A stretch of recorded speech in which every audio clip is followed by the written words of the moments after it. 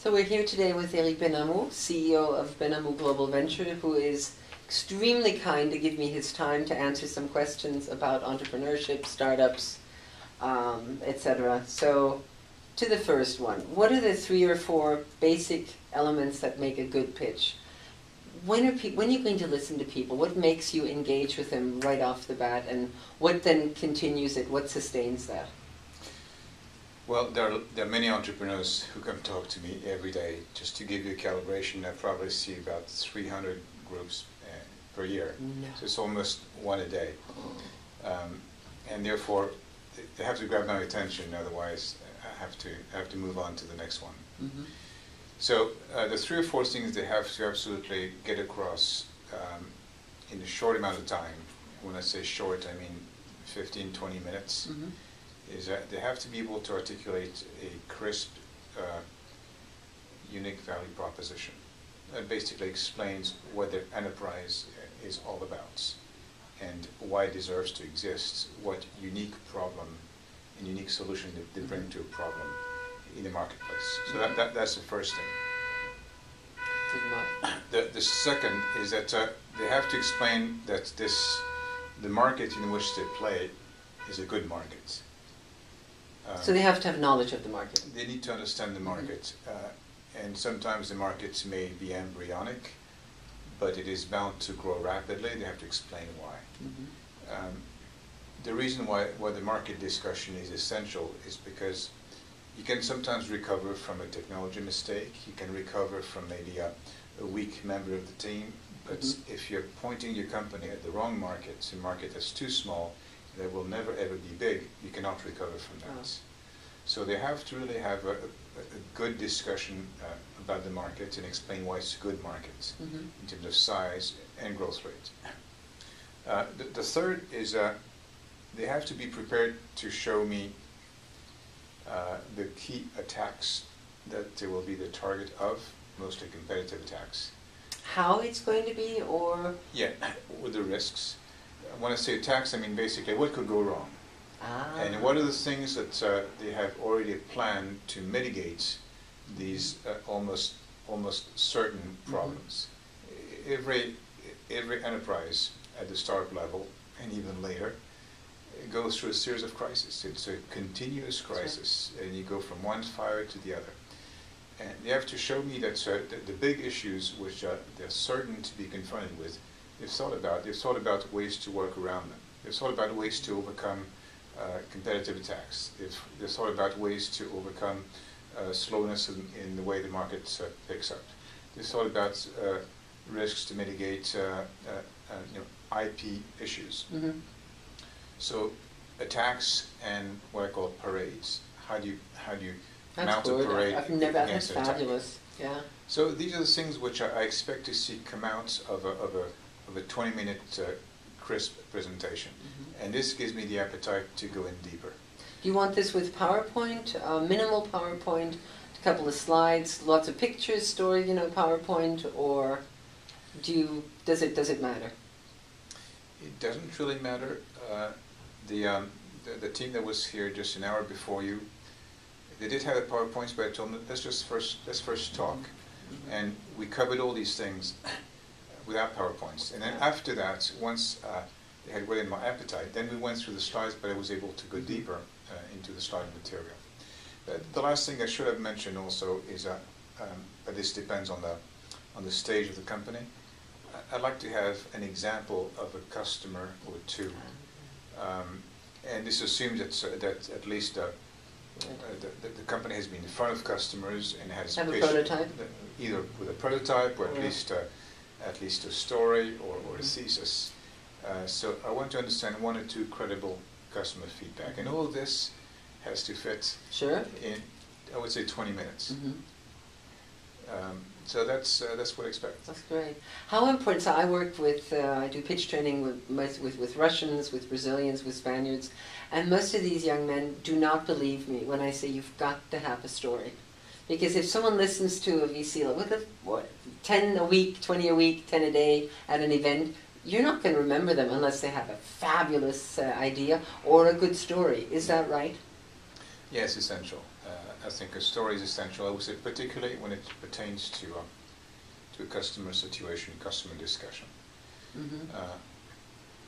A young company does not have systematic data already, but he may have a few interesting anecdotal stories that illustrate what they're all about and why they address a relevant problem, why it's compelling as opposed to just interesting.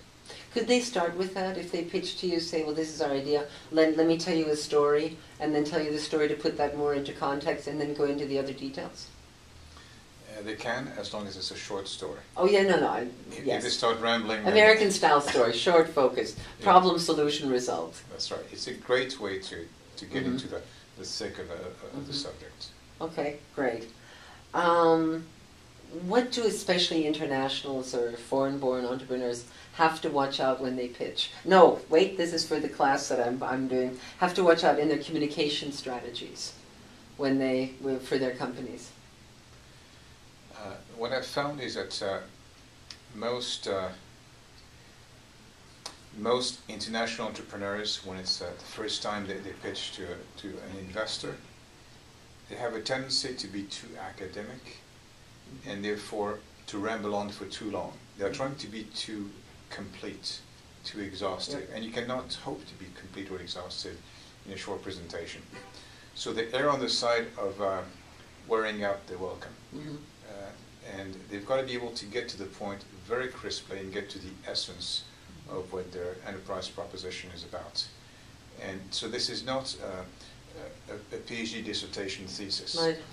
This is a pitch just to see if there's something interesting, unusual, that is worth digging into more. Is this then, so when they have the company and they have to communicate the company to the outside, do they use the same approach that they used with you, with an investor to the outside, trying to get it known, trying to get it to market it? Well, it depends what the audience is. If it's a customer audience, then they have to emphasize benefits. They have to emphasize advantages. They don't necessarily need to reveal the innards of their strategy. They should emphasize what problem they solve and why they're better than anybody else at solving it. Wonderfully said. That was the crisp and to the point. In your career, was there one pitch that you remember that was either really good or really bad? I remember too many bad pitches. But there's one that I'm fond of because it caused me to make a very significant investment. When I first heard about Palm, at the time it was a very, very fledgling company. There was in fact a very tiny division buried inside US robotics. Oh, I didn't know where it was. And this was 1996. Remember, at the time, all the attempts at building a handheld device had failed.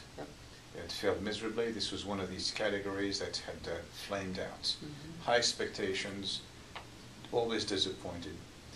The investors never made money. But this Palm team came in with a very crisp pitch, and they told me, look, the one company that should have gotten it right is Apple. They introduced a Newton. Yeah, it was after the Newton, I was wondering. Yeah. And the Newton failed. It failed miserably. It was a personal digital assistant, the PDA at the time. This is how it was called. Right, I remember. And they told me it failed for 4 reasons. It was too big. The Newton was couldn't fit in your jacket pocket. It was the size of a Kindle or something, wasn't it? That's right. It was, but it was much thicker. Oh. It was too big in general. Yeah. Too thick. Right. And too wide, too tall. I mean, it was just too big in all dimensions. Right. The battery life was measured in hours. Sure. So it was even shorter than today's modern cell phones or smartphones. The third is that it depended upon a character recognition system that was basically not reliable enough. It turns out that to create a character recognition system that's usable, you have to operate at least in 98, 99% reliability range. So basically, 99 characters out of 100 will be recognized correctly. In their case, it was 80, 85, the good days. Yeah, the good days. And fourth, it was very hard to get to your information in it. After you had recorded it? Well, no, let's say you already have information on your PC. You have a calendar on your PC, you have some contacts, some notes, you're trying to transfer this into. So these four things were clumsy. And basically they fell short of customer expectations. So these are the four reasons why Newton failed. And we have solved these four And that's how they problems. pitched it to you? They said they told me that the Palm Pilot fits in your jacket pockets. Right. Very easy demonstration. I used to own one, I remember. It fits in your shirt pocket even. So it works on two AA batteries. 3 weeks. 3 weeks autonomy. So not 3 hours, not 3 days, 3 weeks. Third, we have graffiti as our alphabet. It's not exactly your English alphabet. It's slightly modified. You master it in a few hours. Yeah, I learned it. And this one gets you 99%. So you can start using it as a normal handwriting. You don't have to pray that your character is recognized. And fourth, you can synchronize with a single button. You put it in the cradle, press one button, and it syncs. These are the four problems. These are the four solutions, and this is what we're going to do. Wow. And they grabbed my attention. It was very cogent, very crisp. I ended up buying not just Palm, but US Robotics as a whole, and made a significant investment in the company. I remember. Wow, fabulous! Thank you so much. You're welcome. I really appreciate it.